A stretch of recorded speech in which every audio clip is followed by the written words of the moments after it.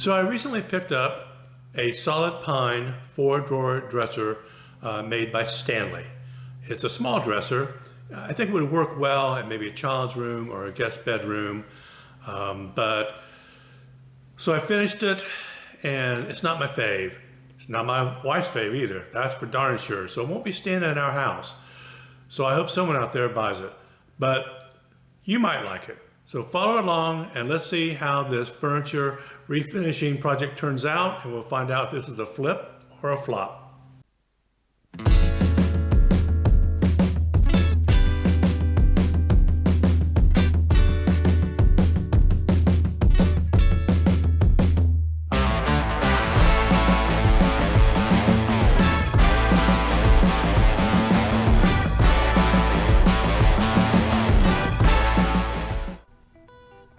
So the first few steps of any furniture refinishing project is usually you want to take some before pictures before you start. That way you can remember where you started from, and then obviously pictures afterwards to show where you ended up, especially if you are intending to sell the piece of furniture.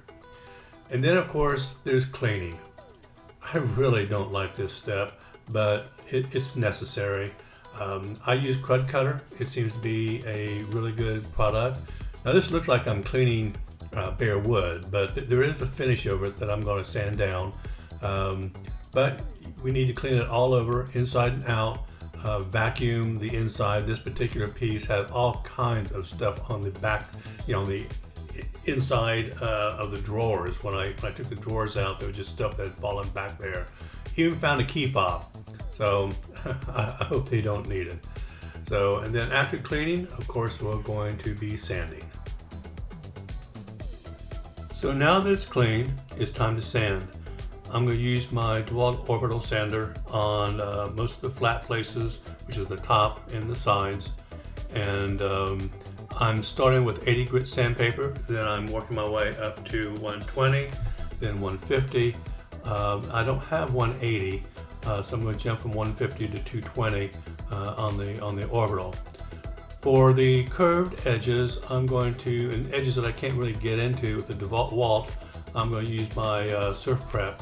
Again, I'm going to run through the same grits, but this is really good for rounded edges and for areas I just really can't get the Orbital sander in.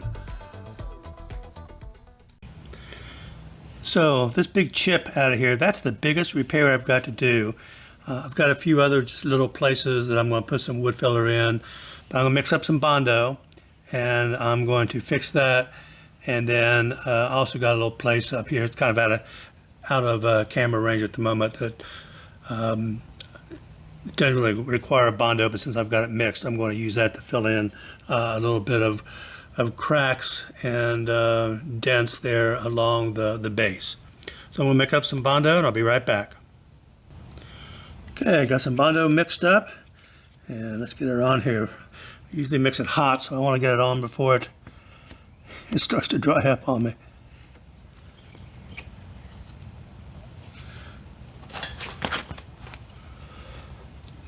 I'm working outside, and this time of year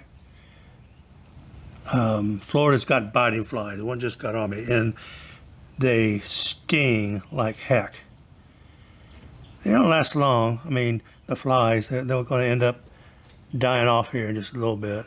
But man, while they're here, it is just a mess.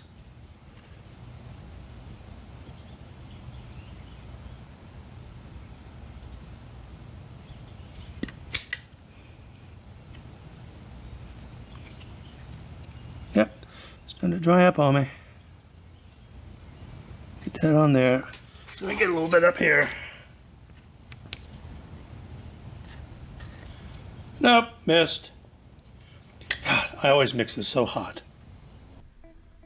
Now that I got the chest all sanded and the one repair made, it's now time to sand all the drawers. I got 4 drawers here, and so I need to sand those as well. And again, same routine, starting with 80 grit, working my way up to 220.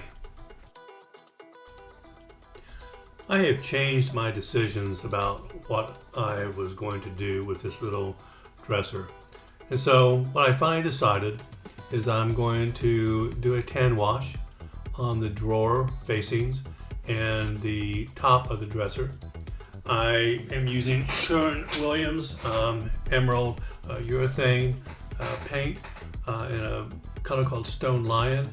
I tend to use Sherwin-Williams on almost everything. I know a lot of people use all kinds of different paints and specialty paints, but I find Sherwin-Williams a really good product, so I usually just stick with it.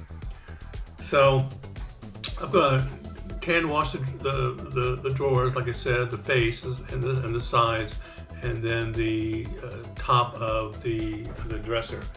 I also measured my tan wash. I did a 4-to-1. I actually measured it. I didn't eyeball it.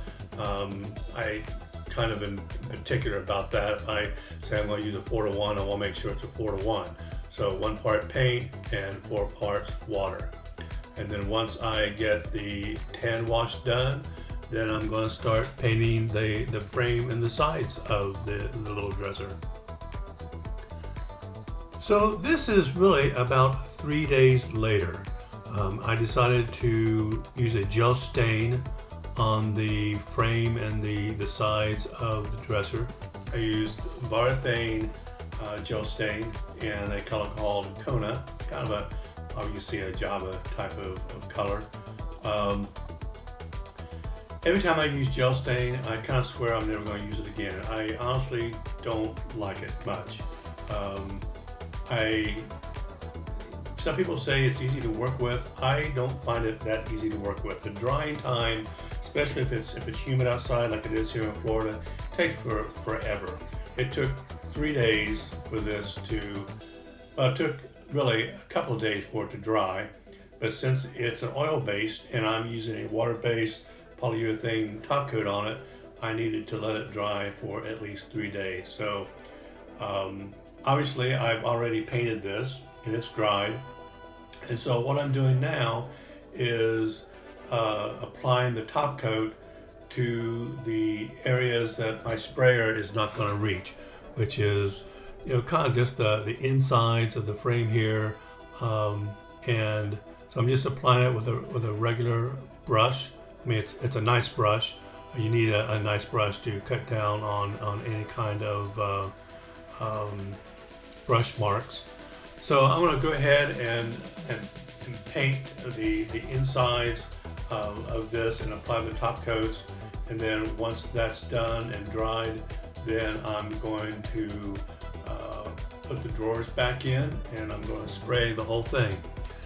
Again, I'm using a Varathane.